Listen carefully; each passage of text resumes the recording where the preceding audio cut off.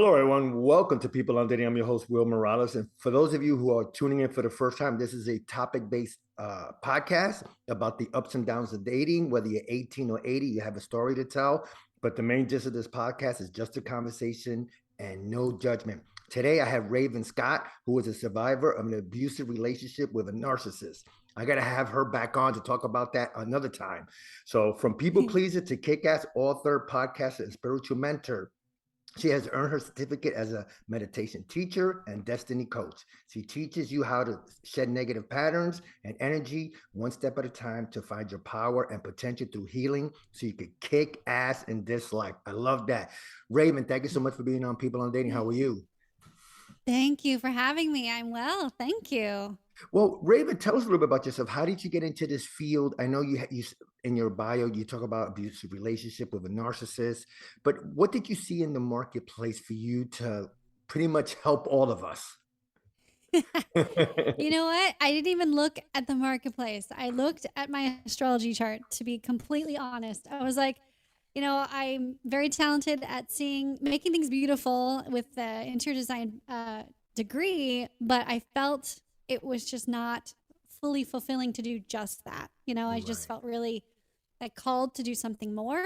And because of my experience of being with a narcissist for 10 years, and then now I'm out 10 years and really had this huge, long healing journey, I felt called a couple of years ago to write a book just to share my story. It was very cathartic at first. It was kind of written out of like an angry girl, like I'm so mad and all this stuff. And then I rewrote it into like a different version, trying to protect everyone. And then that still didn't feel right. And then I came to this moment where I was like, I just need to share my story, but like just for people to relate, not like to like whine and complain about it. So out of my story, I linked how I healed from that and different tools. So at the end of each chapter, I provided a way for people to heal from what they related to my story with. And so that's really how that all evolved. And I just saw that my destiny was to share and speak and podcast and write books about healing. So that's where that all kind of came from. Wow. And today's title, it's a good one. It's 8 ways, which we'll get into.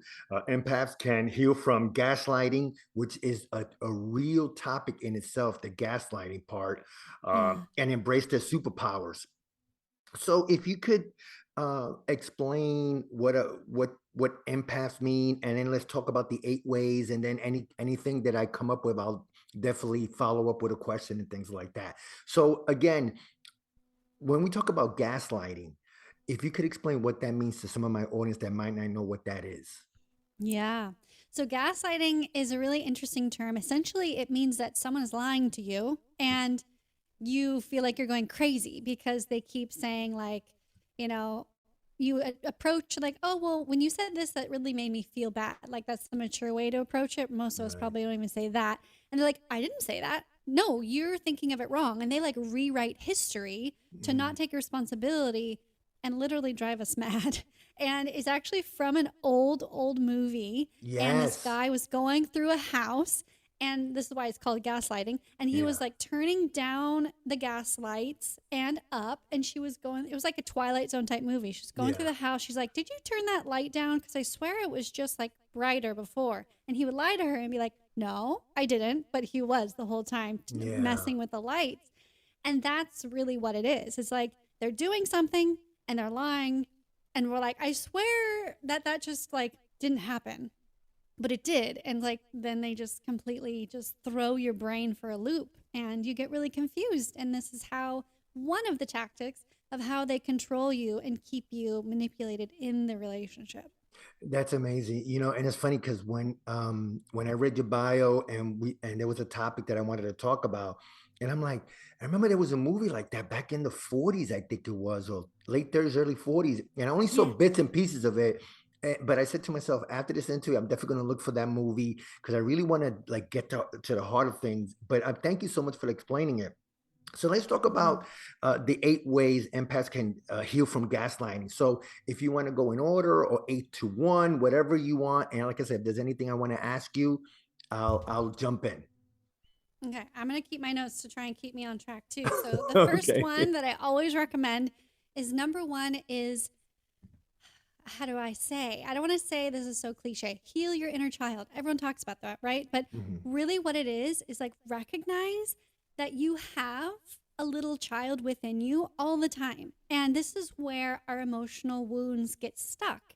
Mhm. And sometimes our emotional intelligence in certain areas, not like our entirety, but let's say in relationships. If you had a wound and you had parents that were super like, you had to be a perfect child in order to be loved, like a conditional type of environment, or Mhm. something that was influenced either like super religious based, or they just completely neglected you and they're like, go off to your grandparents because I can't handle you right now, like for months on end, right? Like really kind of abusive, extreme situations. You have wounds in your childhood, no matter if it's extreme or small. So the first way is to become your own parent, is to find your inner child. And I have a free inner child meditation on my YouTube channel, Raven Scott Show. And you just sit with your child, you heal, you let go of all of these burdens and expectations that your parents and society and everything has put onto you. They're too heavy for you to bear as this little child, but you've held on to them for so long. And so that's the number one way to really, start to rise in your power, is to reparent yourself. Because when you don't, you're listening to everybody else and they're lying to you. And you're like, okay, I believe you. Like, because you're just, in that stuck child wound. You know That's what? number one. Yeah, I definitely can relate to that, Raven. And we're talking with Raven Scott. Um, because when I was younger, in fact, I can't pinpoint the time, but I got shipped to my grandparents, and I didn't know for Mm. years and years and years why. So I could definitely relate to that. And it took me going to some therapy, me going to some coaching, and it finally that wound healed. But it took maybe mid 30s and 40s. So I want the audience to know that, it's not only uh maybe someone but it's someone close to you, and that's me. So thank you for bringing that up. Okay, so let's go to number 2. Okay, so number two is to stop looking outside of yourself for answers. Mhm. Because if you're looking outside of yourself for answers, you will be so confused because everyone has their own opinion. We Yeah. all have our own. I always kind of like use it as an analogy. We all have our own colored pathways of life. So if you're asking somebody with a yellow pathway and your pathway's purple, then that's not going to quite align with what you truly need. Right. Or, you know, the answers will be confusing because it's not your path. So the number three is to find your power within yourself. And that's really going to allow you to stop listening to the outside, to start listening to your intuition on your own. So So number four is getting out in nature. Like I love, you can interrupt me. Go ahead. yeah, Yes. sorry. I wanted to talk about the power within you. So how do you Yeah. discover that? Like when Right. is it a aha moment when you realize, man, a lot of these people are just BSing me. A lot of these people, are saying things to me that I'm like, and then do you like become self-aware of just all these people around you telling you different things that are apart from you, if that makes sense? What Yeah. when is And that aha I think moment? it's different for everyone, but I Right, think it's when you come to the point where you're just done with the gaslighting and the BS. right, And every single time you believe them and then you walk away and you think, wow, that doesn't make any sense because their actions aren't lining up with their what they're saying. right, They say they love you, but then they neglect you when you really need them. They put you down or they blame you for something that's their fault. And it just kind of goes round and round where they're always kind of like conditioning you to be perfect just so right. that you receive their love. And you just get fed up with it eventually, and everyone has their different line in the sand. Yeah, so you find that you're like, I just have to stop caring like what this person thinks, Is right? that Which is goes that back to like becoming? seeking outside love. I was gonna say that. Would that be also considered like people pleasing, that you just want to make sure that everybody likes you, you're happy, or make sure they're Yeah. happy? Unlike, you might not be happy, but you're just Yeah, I think whatever they say, it must be true. Because again, I went through that when I was 16, 17, 18, 19, 20. Again, it took me to my mid 20s for that part to realize I'm like, you know what? I run my own life. These guys can give me opinions and and maybe suggestions, but at the end of the day, I'm the one that has to be happy with myself. Yes. And it goes back to reparenting yourself. So if Right. you aren't your own parent Mhm. and seeking and listening to your intuition within yourself, like I truly believe we have a spirit body and this physical body. And the spirit body is constantly like waiting patiently and giving you signs to wake up and say, hey, this is what you're really here to do. This is truly who you are. But our physical body, we're kind of in the fog. So we're super confused. So we're like, oh, this person looks like they have the answers. Let me go follow them. Right. Oh, oops, it ends up being a cult. Oh, this person seems to have the answer. Let me go follow them. Right. Oh, that's a narcissist who just pretended to love me, but they don't love me. So you can't, like, that's what I'm always saying on my podcast. Is you can't look outside of yourself for answers or for love because it's just going to lead you down a road of disaster. Okay. Perfectly said. Number four. Number four is getting out in nature, Mm. rewilding yourself. Even if you live in a city, like I live in a city, but there are trees and grass still around, you can find the little bits of nature. Mhm. And what that's doing is it's slowing you down and returning your earthly body to like the perspective of the spirit body, saying, like, you are vast. You are connected to this. You are more than just like a worker bee in an office or a podcaster or a mom or whomever you are, right? Like, or like a corporate or a sales guy. Like, you are more than your job. And so connecting to nature helps you slow down and reconnect to your spiritual being. And then you actually can hear messages. Like, sounds crazy and woo woo, but like when I'm confused, instead of asking or researching now, I used to, I go to my favorite tree and I sit under her and I just ask her, like, what do you need to share with me right now? Like, I really don't know what to do. What should I do? And it's just a symbol of like just stopping to listen to my intuition.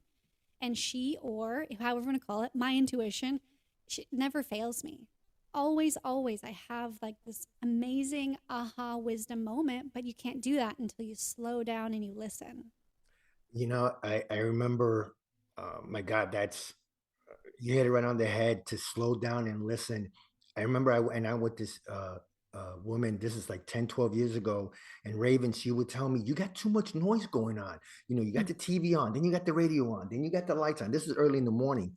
Yeah. And it's too much noise. And I did not know what that meant until, a few years later. And I'm like, oh, shoot, I get it now. And even then, even a few years later, like sometimes I don't trust my intuition as a man because I might, again, because of gaslighting and just trying to Yeah. be a people pleaser, I did a few things that I Yeah. went against my gut. And I was so wrong. Mm-hmm. I'm like, shoot, I should have damn listened. So yes, thank you so Yeah. much. I like that, getting out to nature. Yeah. Yeah, perfect. And I live in New York City, so we have an area called Central Park where it's just Yeah. nothing but green grass and trees. So, and that is my home away from home, especially on the weekends. So yes, go ahead. Yes. Next, I think it's what, number five? Beautiful. Yeah. That was. Yes. So the next one I love to share is how to heal from this gaslighting is to now, like, sometimes you blame yourself, like, I'm so dumb. Like, I listened to that. I shouldn't have, right? And then we Mm. get really hard on ourselves and then we self abuse ourselves, which does not help for you to heal. We're all humans, we're not perfect. We can get stuck in the fog. So the Ho'oponopono prayer is a very powerful forgiveness prayer to help you cleanse out that self abuse, to help you cleanse out any, extra, energy gunk. Like I always call it like emotional mold. Right, right. Like, That's a good one. let's clean this out. Yeah. Yeah, I So actually talk just about that tossed out prayer. some clothes that had emotional mold on it. That's The pretty good. Ho'oponopono prayer. So Pono, it's pono. an if you haven't heard of it, it's an ancient Hawaiian prayer, and the myth or legend goes that there was a warden in a psych prison who was like maybe the fifth that's come in, and all the other ones left and quit because this particular unit was like all these people were just horribly violent and angry, and like no psych could really help them. So he came in, and instead of like meeting with them, he prayed over their files the Opponopono Prayer. And it's really simple, 4 phrases. I'm sorry. Please forgive me. Thank you. I love you. So he did this for like months before he even sat with them. And then that allowed that extra energy that was happening for them to open up and like actually have conversations with him. And through this prayer and the way that he approached it, he was able to clear out the ward and close it down. So there were no more prisoners. Wow. Okay. So I'm definitely gonna look for that. I'm assuming that might be on YouTube that I could find that maybe the Pono Yeah. prayer. Yeah. So I'll definitely look that and put that up on the show Yes. notes. That'll be good to have Yeah. definitely. And what's next? What we got next? Oh, say let me think about, we're Did we going did back that? to Did we how to did that? heal from gaslighting. Yes. Right. Go I ahead. think we're up to number 6, I think, or number 7. Mm, we're 6. Yeah. 6. Okay. See, it's a good thing we're taking notes. Yes, definitely. No, I again, I Okay. appreciate that. This is So, amazing. Yes. oh, okay. I have another really fun one I love to do. Sure. So this is another kind of, you may call it a woo-woo or a wiki type thing, but it is amazing. Our thoughts become things. Right. So whatever you're thinking, right, and our emotions are like a signal for where a wound is that we need to heal. So what I love about this exercise, it's journaling and burning. So you take all the elements of the earth, and you take the lead pencil and paper, right, which is earth, and you write out everything in the air from your thoughts that is really troubling you, right? Like you're mad, you're sad, you're grieving, someone's completely abused you and gaslit you on purpose this whole time. So then you're Right. infuriated, right? Perfectly normal response. Don't push that down. Get it out. Write it out for like a good solid 7 minutes. Just let your heart pour, and then go back to like the first time you felt that same emotion. So maybe Yeah. you were 6, 7, 4. It just depends on how far back this trauma goes. Right. And then write all of that out and kind of flush out like what happened and how you felt. And so you have this amazing, like almost like a negativity weed plucked Yeah. out of your consciousness. You've written it down, and now you transmute it and you burn it with fire safely, of course, in like a Yeah. stainless steel pot or a fireplace. And you're now literally surrendering it to the universe. It's gone. It's not in your psyche anymore. It's up to the universe. So you've healed that through this whole ritual, and you've transmuted it. And the last step is you wash, you shower all that any excess energy off with water. So, and it Wow. really won't bother you. That layer of trauma will not crop up again. Now, of course, there'll be other ones. We've got lots of little weeds in our garden, but at Sure. least that one, right? You just keep doing it. And for me, I do it around the full moon. It's the most potent to do this the day or the day after the full moon. Okay. I've heard that before, Raven. I remember a couple of people that I will say acquaintances, and they did the same thing. They wrote down things that they want to get rid of out of their soul, out of their gut, and they wrote it down. It was a small piece of paper, and they wrote it out. And then they just slid it and just dropped it in the street, and it just burned. So I have heard this before, but it's been Yeah. years. So yes, I definitely like Yeah. that because there's a bunch of stuff I like to write out. So I appreciate that. It's So yeah, so go ahead. What's it's next? helpful. I no, and I really believe that it is because again, you're putting out to the universe. All right, I don't want to deal with this no more or anymore. I want to move forward. Things are holding me back. I don't want to be held back anymore. And it's funny because as we're talking, I'm already thinking about 3 or 4 things I want to write after this interview. so and Yes. so Yeah, anything else get we those have out. on that list, or pretty much that's it? That's amazing. That's a great list. I have I have one more. I think for you Sure. to really embrace your empath superpower, this would be number 8, is Okay. to set an intention to put your shield up.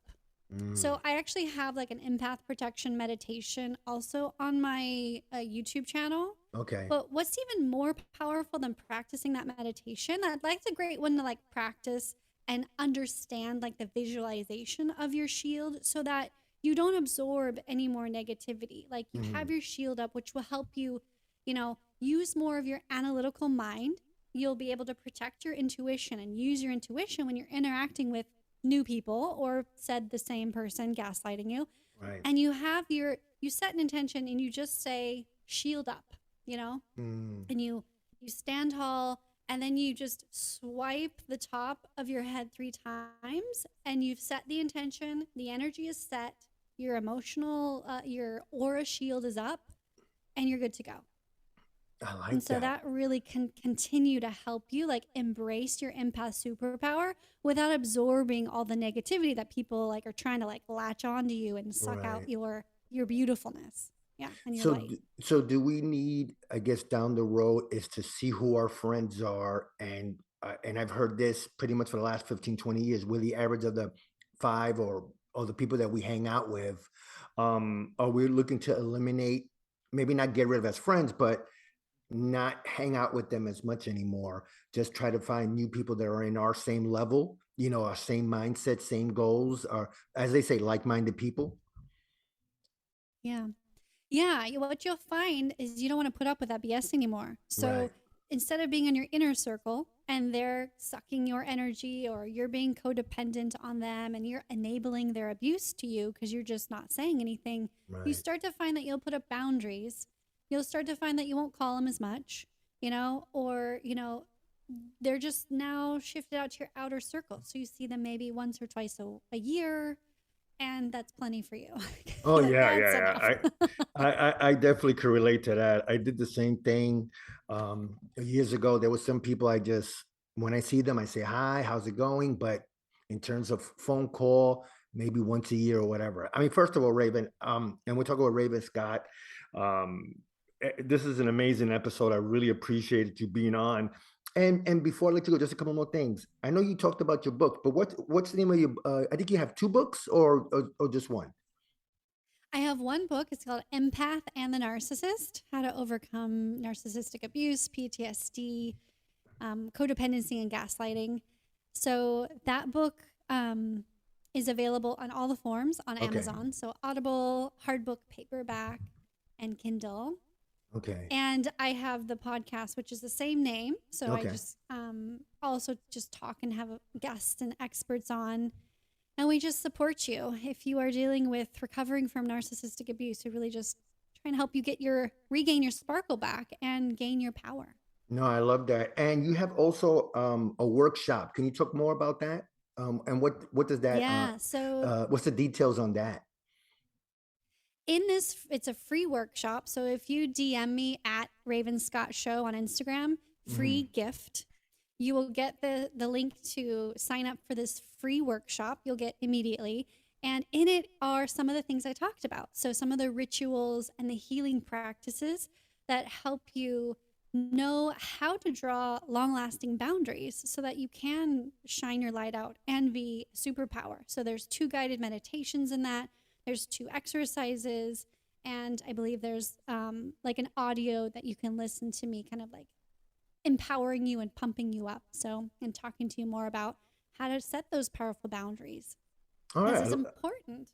You know, Yeah. you, No, you no, don't I want definitely. them in your life. You don't want them trotting over you. So then you think, okay, now what? Now I don't want them to. So how do I do this? And how do I hold them so that they stick?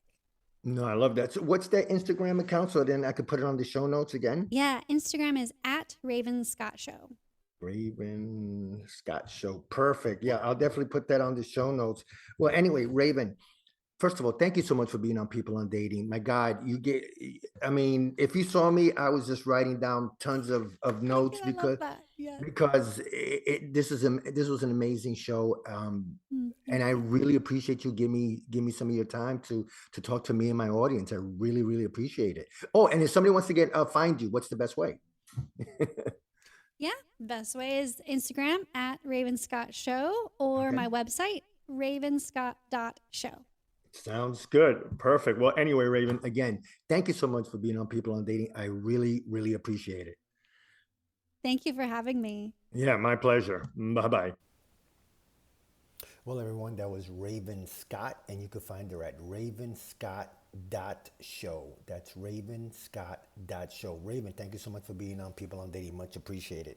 You can find me on peopleondating.com. That's peopleondating.com. Check out our past shows, check out our blog, and now we're going to get a resource page. Also, I'm on Apple Podcasts. Please find us there. Please subscribe, leave a review. Tell us how we can make this show better. I'm also on Google Podcasts and Spotify. Anyway, guys, I just want to thank you so much for listening. On behalf of People on Dating, I'm Will Morales. Until next time, thanks, everybody. Have a great day, and please stay safe. Bye.